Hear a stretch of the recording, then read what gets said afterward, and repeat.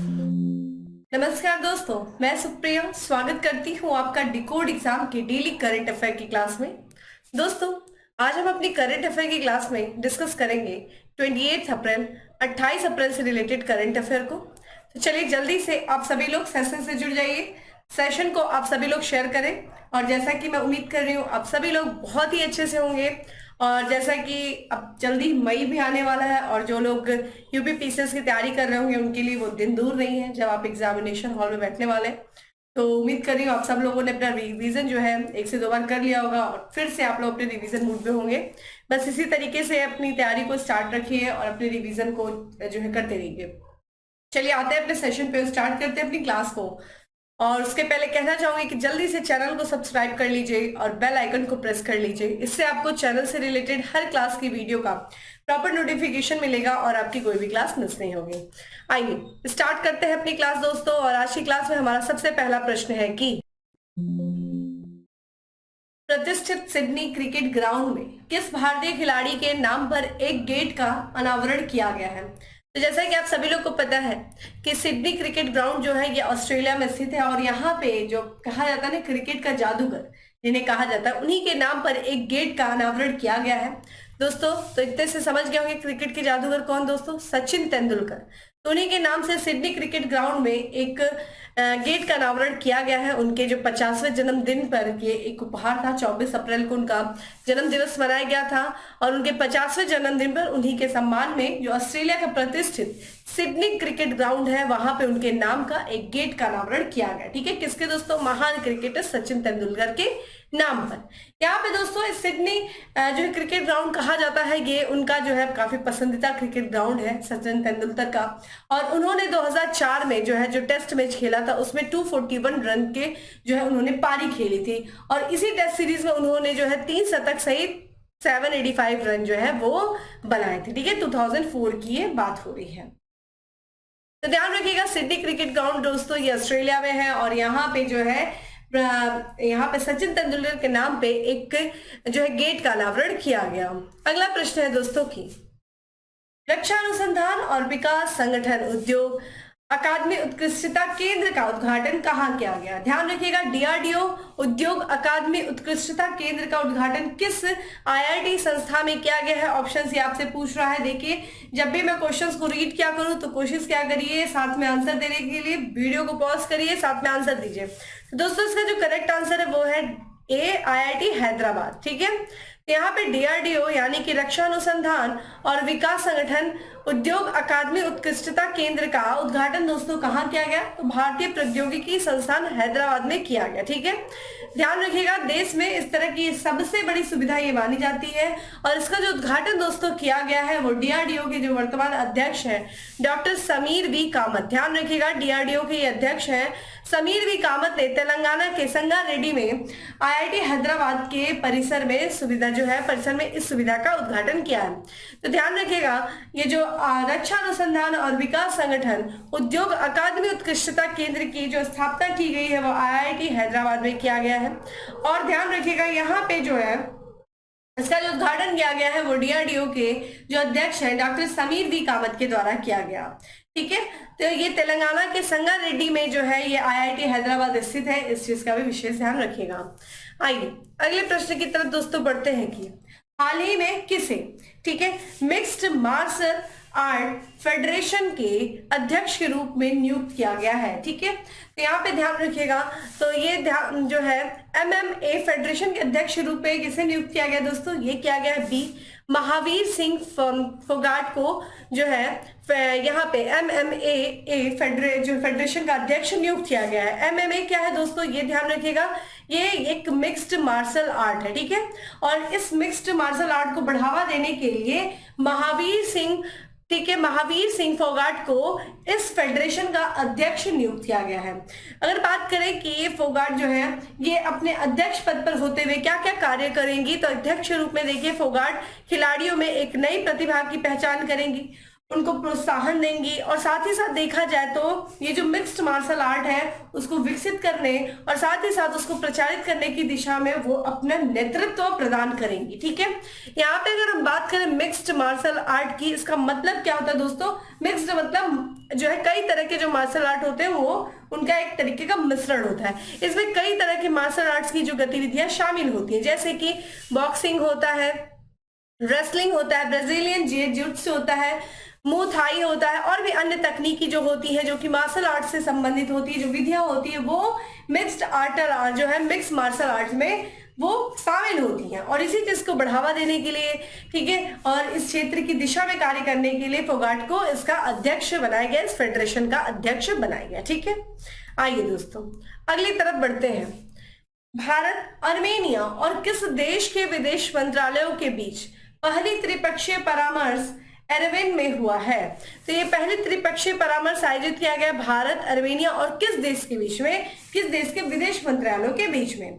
Options आप देख रहे हैं, जिन्हें आंसर पता है वो कमेंट बॉक्स में आंसर करें दोस्तों। और इसका जो करेक्ट आंसर है वो है सी है, यानी कि ईरान। तो भारत, अर्मेनिया और ईरान के जो विदेश मंत्री हैं उनके बीच में पहली त्रिपक्षीय जो है परामर्श जो बैठक हुई है, परामर्श हुआ है।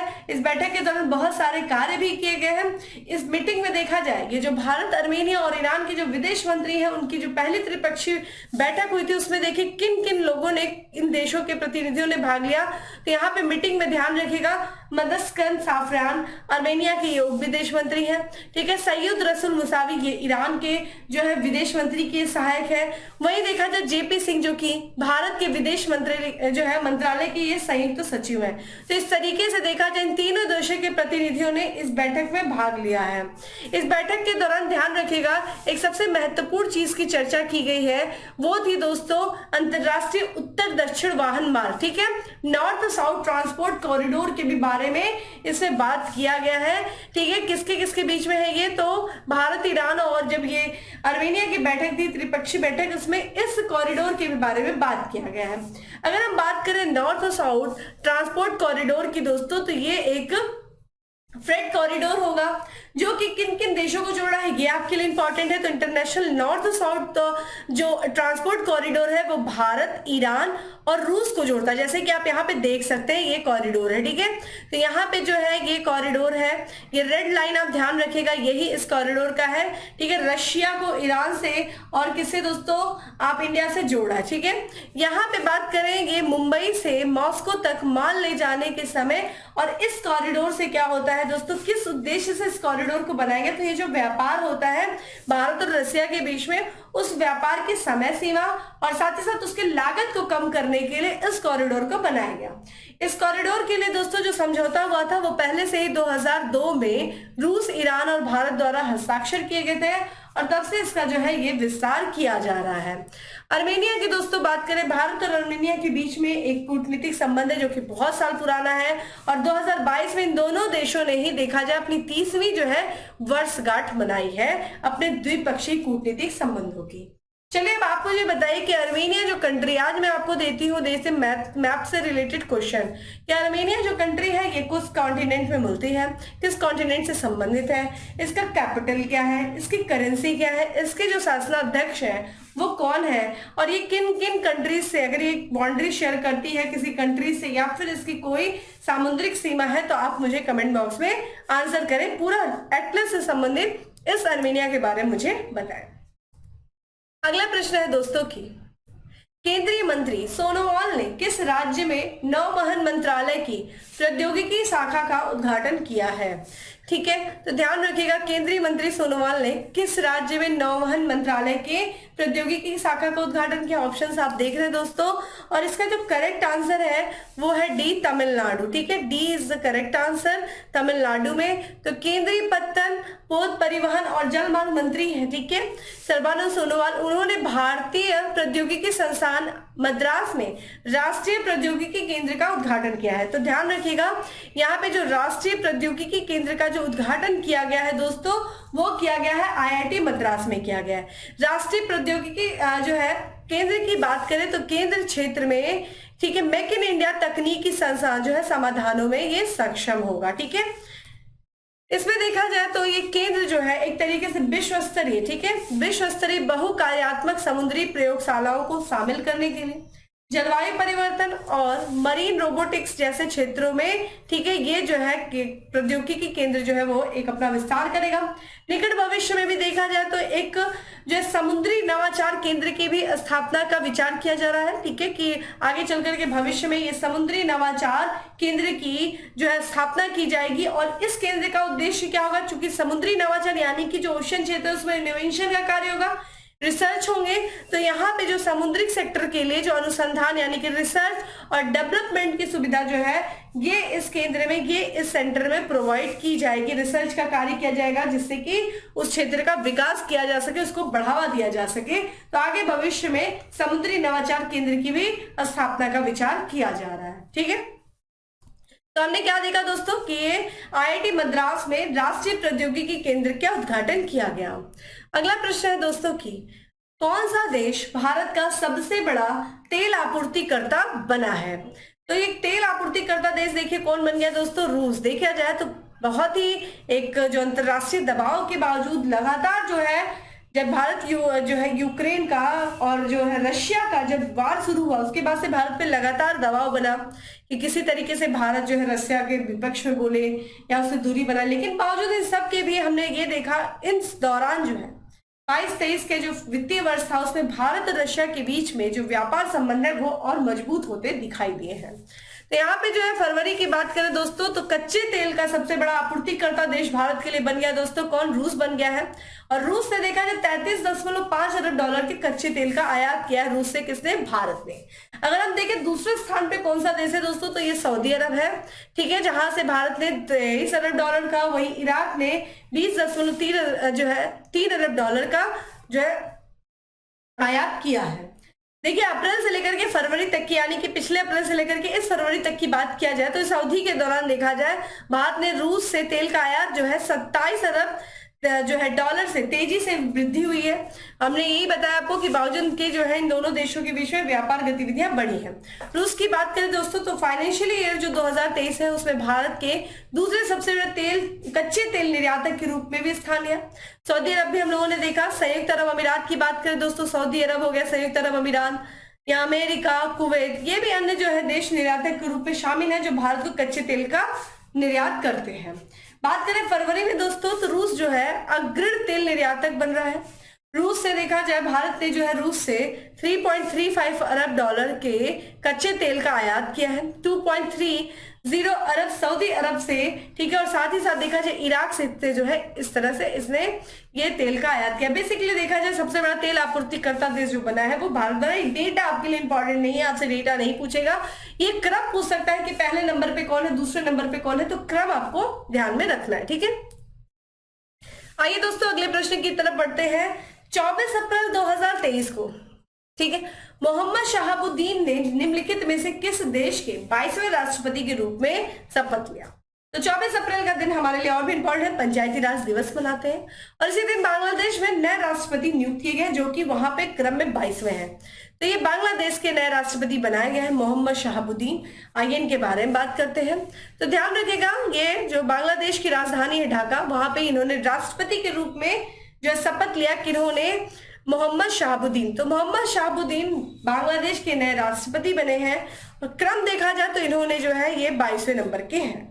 मोहम्मद शहाबुद्दीन ने जो कि बताया 24 तारीख को इन्होंने शपथ लिया बांग्लादेश की राजधानी ढाका में। और संसद जो थे वहां पे उपस्थित कौन था, तो संसद सभापति थे डॉक्टर शिरीन सरनीन चौधरी के जो है ना इन्होंने जो है शपथ दिलाया वहां के संसद सभापति ने। और शपथ कार्यक्रम के दौरान जो है वहां की राष्ट्रपति जो है प्रधानमंत्री शेख हसीना भी मौजूद थी। अगर हम इनके बारे में बात किया जाए दोस्तों तो इनका जो है ये एक जो है अनुभवी स्वतंत्रता सेनानी है, न्यायवादी है, ये चीफ जस्टिस भी हुआ है, राजनीतिज्ञ है। इनका उपनाम देखिए चोपू है, ठीक है। इनके बारे में बात करें तो दोस्तों इन्होंने 1996 में जो 6 सूत्री आंदोलन हुआ था पश्चिमी एक तरीके से, उस समय 1966 में पूर्वी पाकिस्तान था, तो पूर्वी पाकिस्तान में इन्होंने जो 6 सूत्री आंदोलन किया। उसके बाद देखा जाए 1967 में इन्होंने भुट्टा जिसको मक्का आंदोलन किया। फिर इन्होंने 1971 में मुक्ति संग्राम, जिसके बाद जो है लिबरेशन वॉर के बाद जो है हमने देखा कि पाकिस्तान से अलग होकर के पूर्वी पाकिस्तान एक नए देश के रूप में उभरा जो कि बांग्लादेश कहलाता, उसमें भी इन्होंने सक्रिय भूमिका निभाई थी।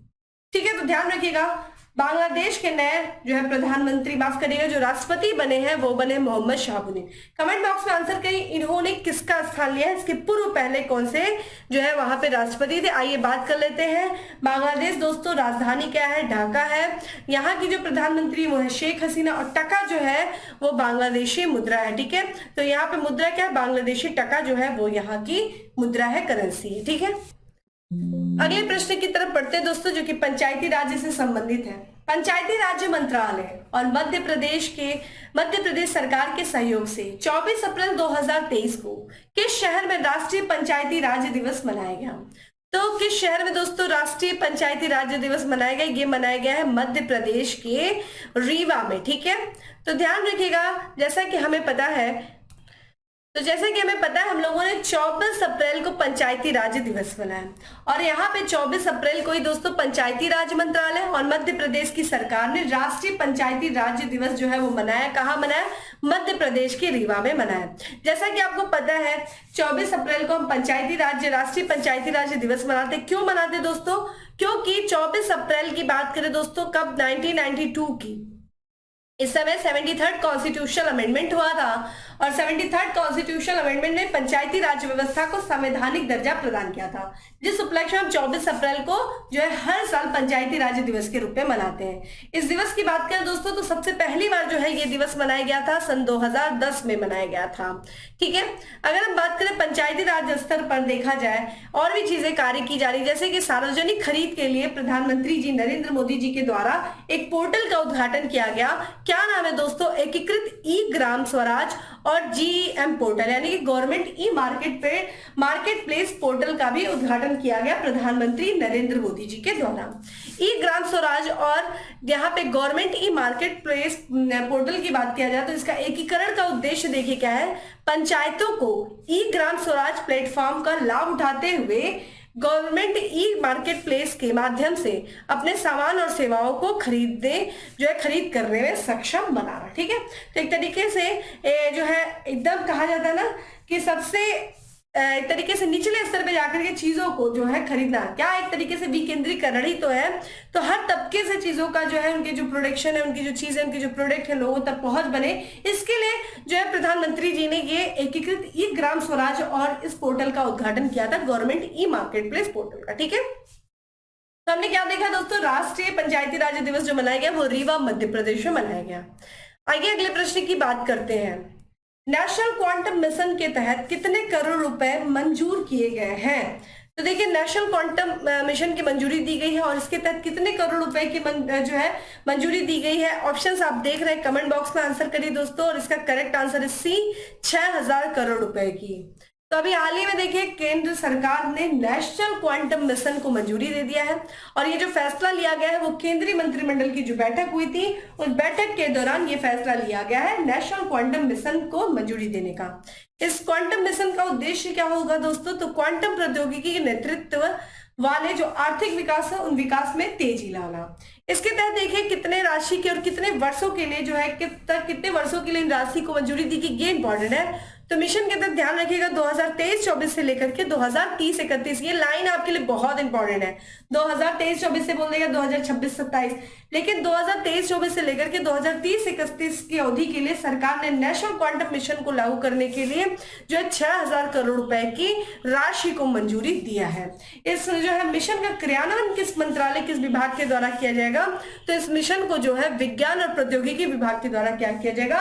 क्रियान्वित किया जाएगा। ठीक है, ये चीज इंपॉर्टेंट है, ये डेटा इंपॉर्टेंट है, समय भी इंपॉर्टेंट है आपके लिए जो दिया गया है 2023-24 से लेकर के 2030-31। ठीक है, आइए दोस्तों आज के लास्ट एमसीक्यू की तरफ बढ़ते हैं कि भारत का सतलुज जल विद्युत निगम किस देश में 669 megawatt lower Arun hydro project बनाने जा रहा है? ठीक है, तो किस देश में बनाने जा रहा है लोअर अरुण हाइड्रो प्रोजेक्ट? ठीक है, भारत का जो सतलुज जल विद्युत निगम है ये दोस्तों बनाने जा रहा है हमारा पड़ोसी देश नेपाल में, ठीक है।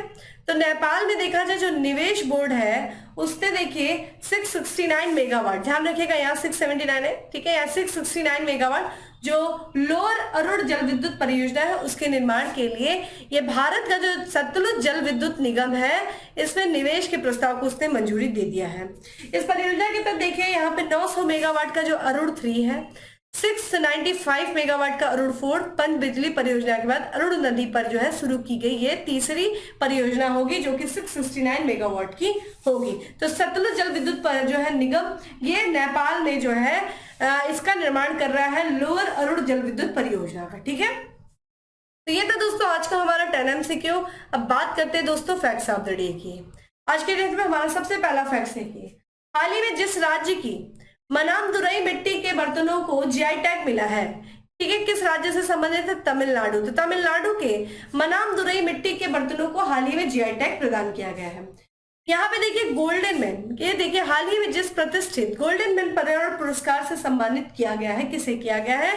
तो ये किया गया है एलेसेंड्रो कोराब को किया गया है। अगला है माणा को पहला भारतीय गांव घोषित किया गया है। माणा देखिए किस राज्य में स्थित है? तो ये है उत्तराखंड में। माणा जो है ये भारत का पहला भारतीय गांव घोषित किया गया, ये माणा उत्तराखंड में। यही भी देखा जाए IIT के वैज्ञानिकों ने टाइम बम लिक्विड मार्बल विकसित किया है। किन IIT के वैज्ञानिकों ने? दोस्तों IIT गुवाहाटी के वैज्ञानिकों ने, जो कि असम में है। यहाँ पे स्टेट बैंक ऑफ इंडिया ने अपनी चौथी स्टार्टअप केंद्रित शाखा का उद्घाटन किया। कहाँ किया? महाराष्ट्र की राजधानी मुंबई में किया। तो दोस्तों ये था आज का हमारा करंट अफेयर। उम्मीद करती हूँ आपको अच्छा लगा हो तो लाइक करिए। और हाँ, डेली करंट अफेयर की जो PDF है वो आपको टेलीग्राम ग्रुप पे अवेलेबल है, जाइए डाउनलोड करिए, अपनी शॉर्ट नोट्स बनाइए। बाकी फिर मिलेंगे दोस्तों हम अगले सेशन में, तब तक के लिए bye, have a good day, stay safe and stay happy.